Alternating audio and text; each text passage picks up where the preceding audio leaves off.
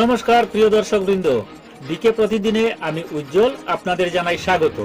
প্রিয় দর্শক, আজ আপনাদের জন্য নিয়ে এলাম এক বিশেষ ভিডিও। সম্পূর্ণ ভিডিওটি দেখার জন্য সঙ্গে থাকুন।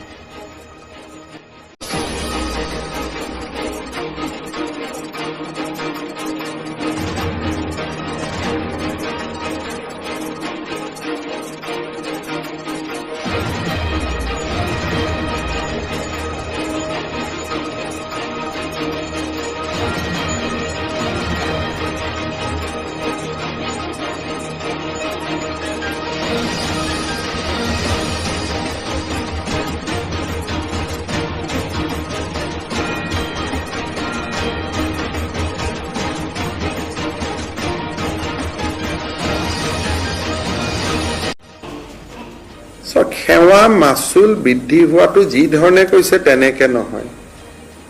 মেডিকেলত কোন যায়? যোন আয়ুষ্মান ভাৰতৰ কাৰ্ড থাকিব। গতিকে সেৱা মাচুলৰ লগত সাধাৰণ মানুহৰটো সম্পৰ্কই নাই। এইটো এটা চৰকাৰী ব্যৱস্থাহে, মানুহেতো পকেটৰ পৰা দিব নালাগে। আমি ভাৰত চৰকাৰৰ পৰা 2 টকা বেছি আনিম, তাত কি আপত্তি কৰিব লাগে? মানুহেতো মাচুলটো দিব নালাগে, মানুহৰ কাৰণেতো ফ্ৰীয়ে থাকিব। আপোনাৰ লগত যদি মুখ্যমন্ত্ৰীৰ কাৰ্ড আছে আৰু প্ৰধানমন্ত্ৰীৰ কাৰ্ড আছে, তেতিয়াহ'লে টকাটোতো আপুনি দিব নালাগে। টকাটোতো দুখীয়া মানুহজনৰ টকাটোতো চৰকাৰেই দিব। আৰু অৱস্থা সম্পন্ন মানুহৰ পৰা 200 টকা বেছি ল'ব চিটি স্কেনত। তাত আপত্তি কি কৰিবলগীয়া আছে? বজাৰত গ'লে 6000, মেডিকেলত গ'লে 3000। এতিয়া এখন মেডিকেলে 3200 টকা ল'ব। সেইটোতো কোনো আপত্তি কৰিবলগীয়া নাই। গভৰ্ণমেণ্টত প্ৰাইভেটতকৈতো দামটোতো কমেই। আৰু আজি 5 বছৰ ধৰি ৰেট কোনেও ৰিভাইজে কৰা নাই। বছৰে বছৰেতো কিবা এটাতো ৰিভিজন হৈ থাকিব না।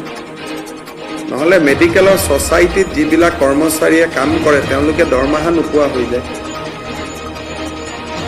গতিকে চব বস্তুৰে 2টা ফাল থাকে। প্ৰথম কথা, মেডিকেলত যদি মই 100%টো বঢ়াই দিওঁ, দুখীয়া মানুহে দিব নালাগে, কাৰণ ৰেচন কাৰ্ডখন বা কাৰ্ডখন থাকিলে তেওঁলোকৰ ফ্ৰী।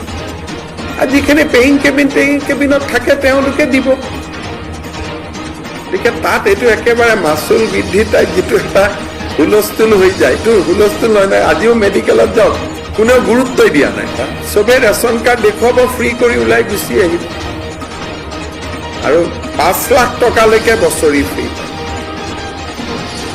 সেইকাৰণে ইয়াতে ক'ৰবাত 20% বঢ়োৱা মানে কি? ব্লাড টেষ্ট আছিলে 30 টকা, এতিয়া হ'ব 34 টকা। 4 টকাহে বাঢ়িব বা 5 টকা বাঢ়িব। গতিকে এইটোৰ লগত পেয়িং কেবিনত থকা মানুহখিনি অলপ কষ্ট পাব পাৰে, বাকীখিনিতো কোনো কষ্টও নাই। আৰু আজিকালি পেয়িং কেবিনতো ৰেচন কাৰ্ড থকা মানুহ আহিব।